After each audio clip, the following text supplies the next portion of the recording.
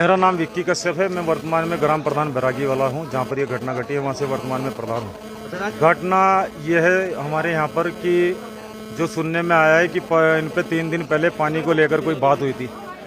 तो जब परसों वो बात पानी को लेकर निमट गई थी तो ये लोग कल उनके घर पर क्यों पहुँचे, और घर पर जाना है। और जो है जो उसमें फुटेज में आ रहा है, सीसीटीवी फुटेज में, उसमें एक लड़का साफ साफ दिखाई दे रहा है कि जिनकी मृत्यु हुई है उनके सर पर एक फट्टा है या हथौड़ा है, क्या उसके हाथ में है, वो फुटेज में है।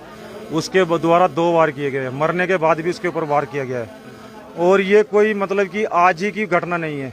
ऐसा लग रहा है जैसे इस घटना को बहुत पहले से रूपरेखा दी जा रही थी कि ऐसा कुछ होगा।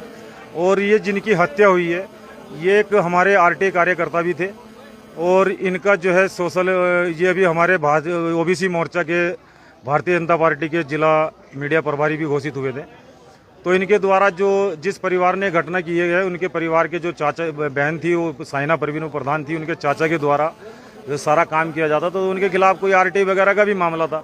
लेकिन जरा सा पानी को लेकर विवाद हो और किसी की हत्या हो जाए, ऐसा तो मुझको लगता नहीं है कि ऐसे ही पानी के लिए, क्योंकि हमारा गाँव किसानों से भरा हुआ है। यहाँ रोजाना विवाद होते हैं पानी को लेकर, वो लेकिन सब सुलझा लिए जाते हैं।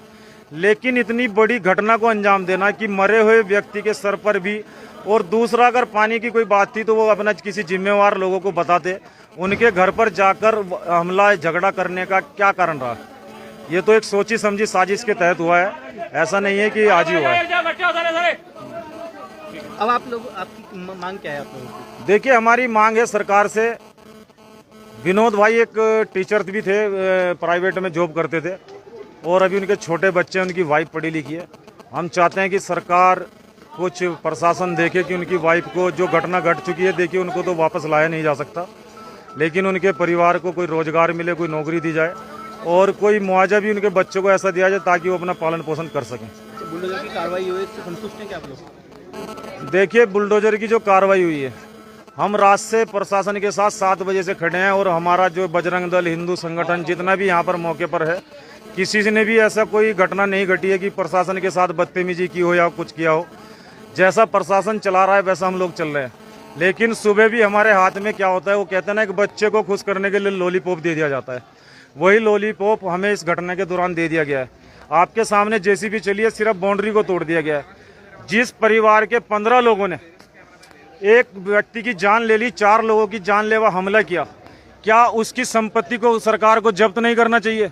क्या उसकी प्रॉपर्टी जितनी भी इस गांव में है, जिसको मैं सुबह से लेखपाल के साथ घूम के चिन्हित करा रहा हूं, वो सारी प्रॉपर्टी सीज होने के बजाय यहाँ पे जो जेसीबी चल रही थी, आपके सामने है, आपको दिखा दूंगा मैं, आप देखोगे, ये सारी प्लान होनी चाहिए थी, ताकि उत्तराखंड में एक मैसेज जाता कि उत्तराखंड एक देवभूमि है और देवभूमि में अपराध को बर्दाश्त नहीं किया जाएगा। लेकिन मुझको ऐसा लग रहा है कि कहीं ना कहीं इस अपराध को बढ़ावा देने में भी प्रशासन का हाथ है, क्योंकि प्रशासन लॉलीपॉप देने में सबसे आगे निकल चुका है।